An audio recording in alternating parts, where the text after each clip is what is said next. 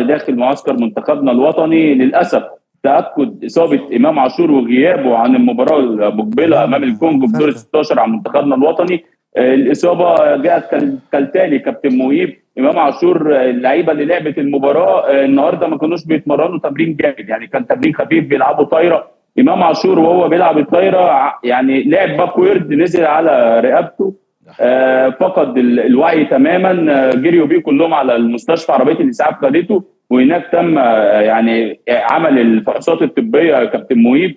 ولكن دكتور ابو العيله طبيب المنتخب طلب ان امام عاشور يبقى تحت الملاحظه لمده 24 ساعه، ومن مصادرنا عرفنا ان اصابه امام عاشور كبيره ومش هيلحق المباراه المقبله يا كابتن مهيب للاسف يعني. ايوه طمنا بس يا عبد الرحمن، يعني ايه كبيره؟ بس عشان اهله وبيته، يعني ايه كبيره؟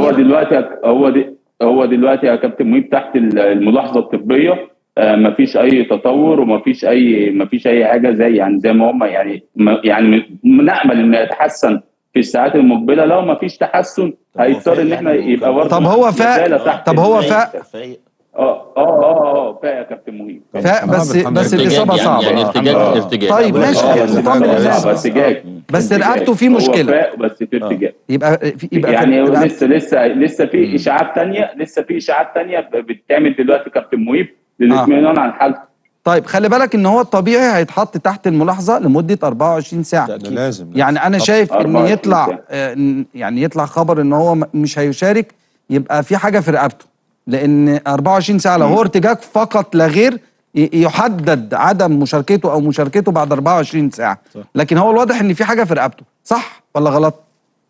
صح. وفي اشاعات دلوقتي بتجرى يعني لتاكيد الاصابه ومعرفه كل تفاصيل الاصابه الخاصه بيه.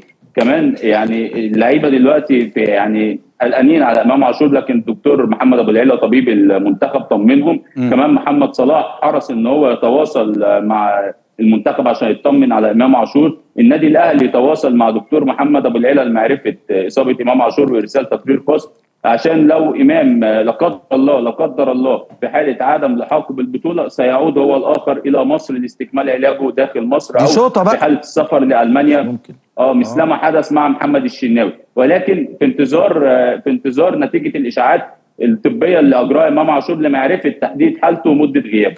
طيب رد الفعل بعد خلاص عرفنا ان الكونغو هتلاعب منتخبنا الوطني يوم الاحد ان شاء الله في 10 مساء.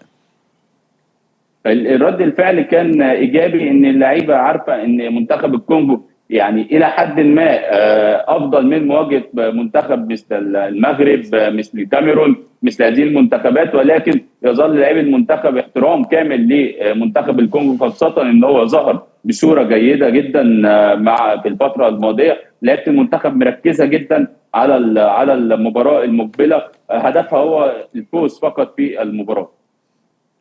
طيب التحرك بقى من العاصمة أبيجان، وهنلعب فين وهنسافر امتى هنسافر يوم الجمعة يوم الجمعة يوم 26. هنتحرك من أبيجان على سان بيدرو 3 ساعات المسافة ما بين أبيجان وسان بيدرو. منتخب هيقعد في مجمع الكاب الكونكان لمدة يومين قبل المباراة. يوم السبت هيكون في مؤتمر صحفي في صباحا، ثم التدريب الاخير والرسمي اللي هيكون مفتوح للاعلاميين لمده ربع ساعه، ويوم الاحد المباراه. في حاله الفوز بمشيئه الله سنعود مره اخرى الى ابيجان. طيب سان بيدرو دي اللي هي الملعب اللي كان بيتلعب عليه ماتش المغرب النهارده يا كابتن طارق. صحيح. المغرب ماتش المغرب ملعب سان بيدرو. سان بيدرو هو ده الملعب، ملعب كويس جدا، خلي بالك يا عبد الرحمن، نفس زي ملعب كل الملاعب هنا كابتن مهيب على اعلى مستوى. كل الملاعب جيده. هنلعب على استاد سان بيدرو، وبمشيئه الله في حاله الفوز سنعود مره اخرى الى ابيجان.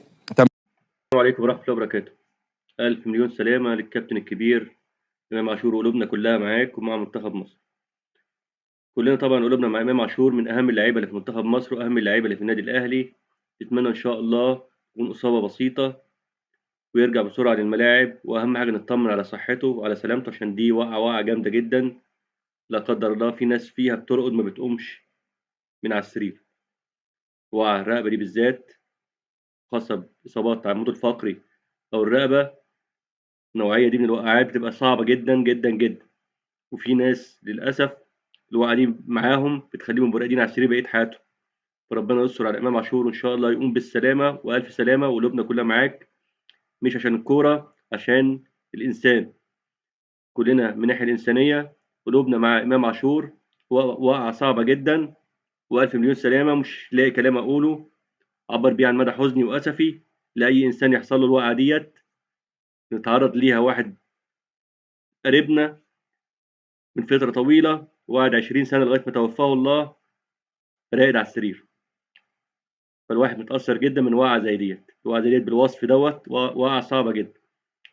فربنا معاه وربنا يقوم بالسلامة وربنا يشفيه. ودعواتكم لأي إنسان يتعرض لأي إصابة خطيرة قلوبنا كلها معاه، ربنا يقوم بالسلامة. أنا مش لاقي كلام بصراحة أقوله أعبر بيه عن مدى أسفي وحزني على وقعة زي ديت.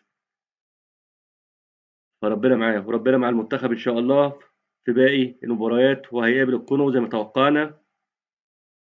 المباراة مش هتكون سهلة طبعا، لأن منتخب الكونغو عمل نفس النتائج اللي عملها منتخب مصر بالظبط، حقق 3 تعادلات ب3 نقط، ونفس اللي حصل في مجموعة مصر هو اللي حصل في مجموعة المغرب بالظبط. 7 نقط، 3 نقط، نقطتين نقطتين، نفس ترتيبنا ونفس درجاتنا ونفس النقط لكل فريق. هو ده اللي حصل في مجموعتنا زي اللي حصل في مجموعة المغرب. فإن شاء الله قدام الكونغو يكون أدائنا أقوى وأفضل من اللي حصل قبل كده. ولكن للأسف خسارة إمام عاشور هتأثر كتير على أداء المنتخب، لأنه كان من أهم اللعيبة في خط النص مع مروان عطية. هم اللي ظبطوا خط النص بنسبة كبيرة في النص الثاني من ماتش غانا وماتش الراس الأخضر، رغم دخول أهداف فينا. خسارة إمام عاشور هتأثر طبعا تأثير كبير جدا على منتخب مصر، ولكن اللي يهمنا دلوقتي في التوقيت دوت هي سلامة إمام عاشور أهم من المباراة، لأن المباراة هينزل أي لعيب تاني وإن شاء الله يكون موفق. قلوبنا ودعواتنا للكابتن الكبير إمام عاشور. والسلام عليكم ورحمة الله وبركاته.